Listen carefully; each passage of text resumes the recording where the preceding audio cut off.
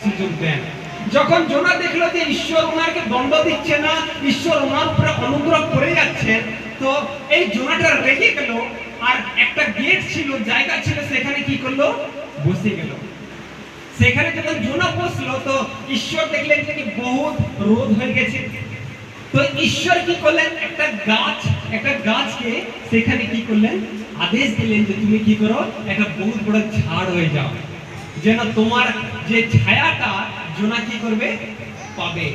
আর জোনা রাত ভর পর্যন্ত সেই গাছের নিচে ছিল। আর যখন সকাল হলো, তো ঈশ্বর একটা পোকাকে আদেশ করলেন যে তুমি যাও আর সেই গাছের শিকড়কে কি করে দাও?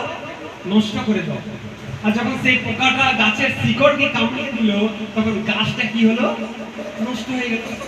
তখন এখন সকালবেলা জোনা ঘুমাচ্ছে, আর ঘুমাবার সময় প্রচুর কি লাগছে? আলো আসছে, সূর্যের তাপ আসছে। তো এই জোনাটা রেগে গেল যে এই কাজটা কে করলো? দেখো, কালকে কত সুন্দর একটা গাছ ছিল, আর আজকে কি হলো? সকালবেলা নষ্ট হয়ে গেল।